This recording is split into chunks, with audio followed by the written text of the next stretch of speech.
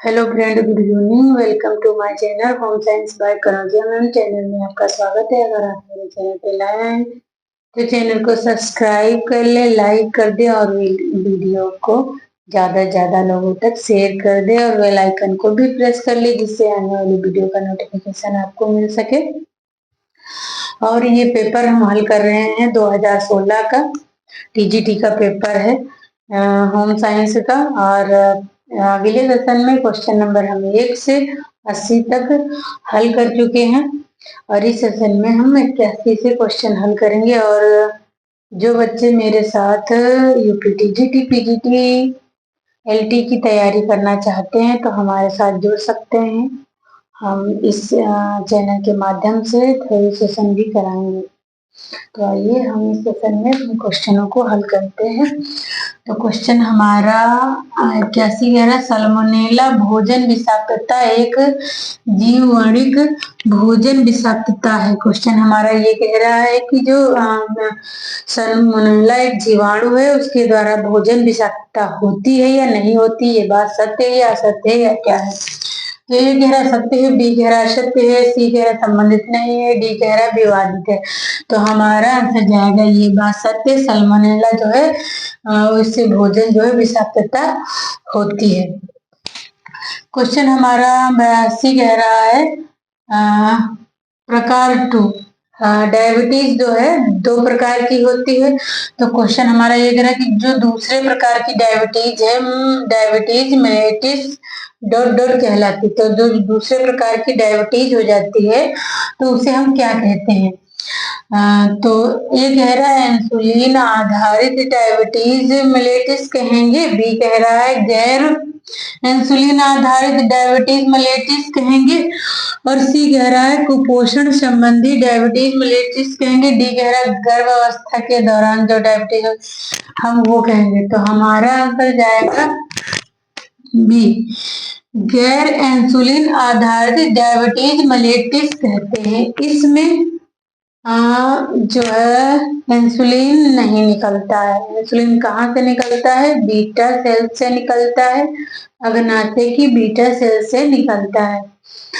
तो जब इसमें दूसरे प्रकार की जो डायबिटीज होती है, इसमें इंसुलिन की कमी या निकलता ही नहीं, तो इसे इसकी हमें दवा या सुई लेनी पड़ती है, जिससे हमारे कार्बोहाइड्रेट का पाचन हो सके।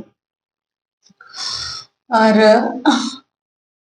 क्वेश्चन हमारा 83 कह रहा है, प्रसव के बाद की अवधि ... और दुग्धपान है। तो क्वेश्चन हमारा ये कह रहा है कि प्रसव की जो अवस्था है हम उसे क्या कहते हैं। तो ए कह रहा है पीरीपोर्टम कहते हैं, बी कह रहा है पोस्टपोर्टम कहते हैं, सी कह रहा है प्रसव कहते हैं, डी कह रहा है परिपक्वता कहते हैं। तो हमारा आंसर जाएगा पोस्टपोर्टम कहते हैं, प्रसव के बाद की अवस्था, दुग्धपान की अवस्था। और प्रीपोर्टम ये जन्म के बाद की अवस्था है। प्रसव जब हमारा पूर्ण रूप से बच्चा हो जाता है उसे हम प्रसव कहते हैं, परिपक्वता को मैच्योरिटी कहते हैं। क्वेश्चन हमारा 84 कह रहा है, विस्तारण शिक्षा में प्रतिभागिता है जबकि विद्यालय उपस्थिति है, तो क्या है। ये कह रहा है आवश्यक है और ऐच्छिक है, बी कह रहा है ऐच्छिक है, आवश्यक है, और सी कह रहा है केवल आवश्यक है, और डी कह रहा है केवल ऐच्छिक है। तो क्वेश्चन हमारा ये कह रहा है कि कोई भी अगर स्कूल में कार्यक्रम करवाया जाता है तो उसमें भाग लेना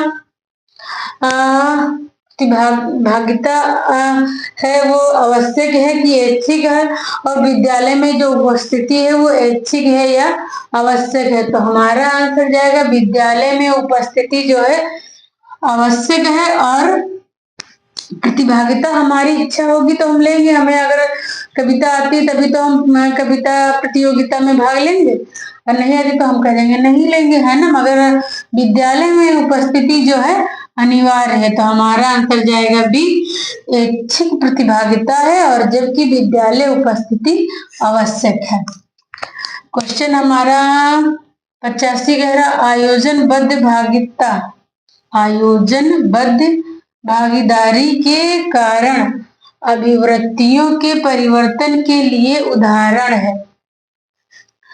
तो क्वेश्चन हमारा ये कह रहा है कि आयोजनबद्ध जो है भागीदारी के कारण अभिवृत्तियों के परिवर्तन के लिए उदाहरण है। क्वेश्चन हमारा ये कह रहा है कि ये कह रहा है साझेदारी और निर्णय निर्माण आयु में परिवर्तन, सी कह रहा है लंबी बीमारी, डी कह रहा है प्राधिकार की स्थिति। तो हमारा आंसर जाएगा ए साझेदारी और निर्णय निर्माण। जब हम किसी काम को करते हैं, साझा करते हैं, मतलब काम को करने का प्रेरणा लेते हैं या कोई निर्णय लेते हैं, तो हम उसको योजनाबद्ध भागीदारी करते हैं, उसको योजनाबद्ध तरीके से कार्य को करते हैं, तो जिससे हमारा कार्य संपन्न हो जाता है। क्वेश्चन हमारा 86 डॉट डॉट यंत्र एक उपकरणी या संप्रेषण यंत्र है जिसमें संदेश देखा जा सकता है पर सुना नहीं जा सकता। क्वेश्चन हमारा ये कह रहा है एक यंत्र है जिसमें हम उसको देख सकते हैं, सुन नहीं सकते हैं, तो हम उसे किस में रखेंगे? ए कह रहा है श्रव में रखेंगे, बी कह रहा है दृश्य में रखेंगे, सी कह रहा है श्रव दृश्य दोनों में रखेंगे, डी कह रहा है किसी में नहीं रखेंगे। तो हमारा आंसर जाएगा, क्या कह रहा है, सिर्फ देखा जा सकता, सुना नहीं जाता, तो इसे हम दृश्य में रखते। जो देख सकते हैं वो हमारे दृश्य साधन है, जिन्हें हम सुन सकते हैं वो हमारे श्रवण साधन है, और जिन्हें हम देख और सुन दोनों सकते हैं, तो श्रव एवं दृश्य दोनों में आएगा। क्वेश्चन हमारा 87 कह रहा है, 87 कह रहा है डॉट डॉट वह व्यक्ति है जो परिचालन में संप्रेषण की प्रक्रिया संपन्न करता है। तो जो वह व्यक्ति जो परिचालन मतलब कोई भी संप्रेषण होता है उसमें जो प्रक्रिया जो करता है, संप्रेषण करता है, तो उसे हम क्या कहते हैं? तो ए कह रहा है परिवेक्षक कहेंगे, बी कह रहा है आयोजक कहेंगे, सी कह रहा है श्रोता कहेंगे, और डी कह रहा है संप्रेषण कहेंगे। तो हमारा आंसर जाएगा, हम उसको संप्रेषण कहेंगे, और श्रोता हम उन्हें कहते हैं जो सुनते हैं, और आयोजक उन्हें कहते हैं जो कार्यक्रम का आयोजन कराते हैं, और पर्यवेक्षक जो है हमारी देखरेख, जो भी कार्यक्रम होता है उसकी जो देखरेख करता है उसे हम पर्यवेक्षक कहते हैं। क्वेश्चन नंबर हमारा 88 कह रहा है संप्रेषण का पूर्ण कथन रूप है। क्वेश्चन हमारा 88 कह रहा है संप्रेषण का पूर्ण कथन रूप है। तो ए कह रहा है बलबलाना, बी कह रहा है संप्रेषण, बी कह रहा है हाव भाव, सी कह रहा है भावनात्मक अभिव्यक्तियां, और डी कह रहा है ये सभी। संप्रेषण का मतलब होता है कि आपस मतलब बातचीत करना। कभी कभी हम नहीं बोलते हैं और कोटेशन में, या जैसे बच्चा माँ पानी, माँ खाना, आप समझ जाते हो खाना मांग रहा, पानी मांग रहा, तो इसी तरह हकला के जो बच्चे हो।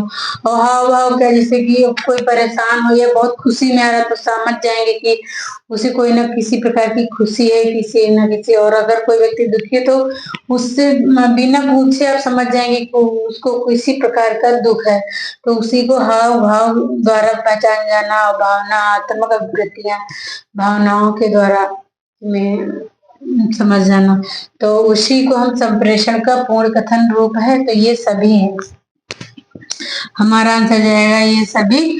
तो आई होप कि ये क्वेश्चन पेपर आपको समझ में आया होगा। अगर कोई क्वेश्चन ना समझ में आया तो आप मेरे चैनल पर कमेंट कर सकते हैं, और कमेंट करके हमें जरूर बताएं। अगर चैनल पे नए आए तो चैनल को सब्सक्राइब, लाइक एंड शेयर करना ना भूले, और वीडियो को ज्यादा से ज्यादा शेयर करें, और बेल आइकन को भी प्रेस कर लें जिससे आने वाली वीडियो का नोटिफिकेशन मिल सके, और मेरे चैनल से ज्यादा से ज्यादा जुड़ जाएं, जिससे आप यूपीटीजी टीपीजीटी की तैयारी कर सके, और फुल थ्योरी सेशन के साथ। जय हिंद।